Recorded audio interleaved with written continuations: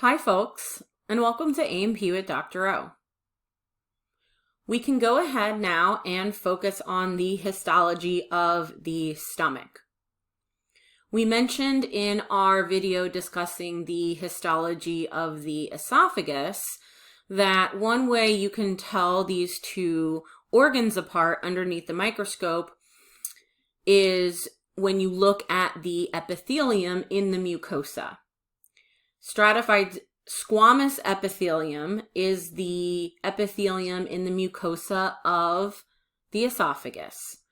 Now that we're looking at the stomach, what we can see is simple columnar epithelium in the mucosa.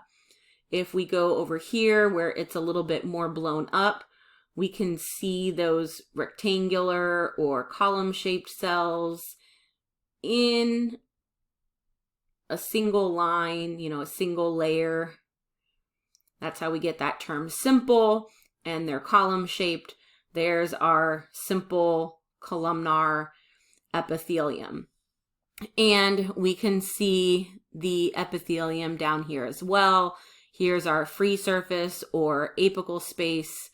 So we know then that we can find our epithelium facing that space.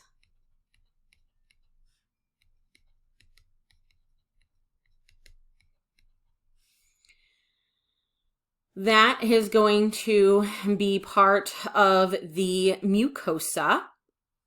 So here, our epithelium, along with some underlying connective tissue that make up the lamina propria, that is going to be our mucosa layer. And we can see also in this enlarged or higher magnified portion of the mucosa, these pits here. So these places where we can kind of go in with the arrow. These are going to be gastric pits.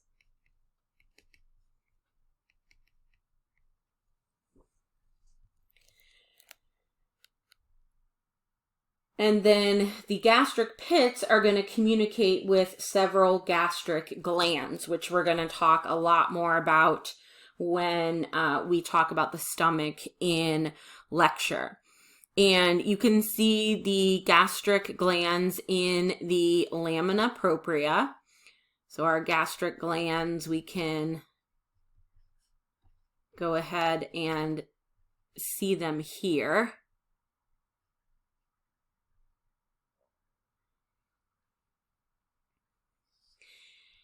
And we know that after the mucosa is going to be the submucosa. Then we have our layer of smooth muscle, which is the muscularis externa. We just go ahead and erase that so we can write it a little bit neater.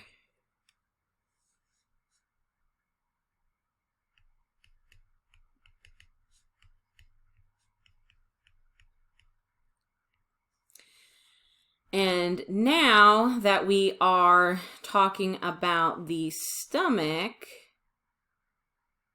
this very outer layer is known as the serosa.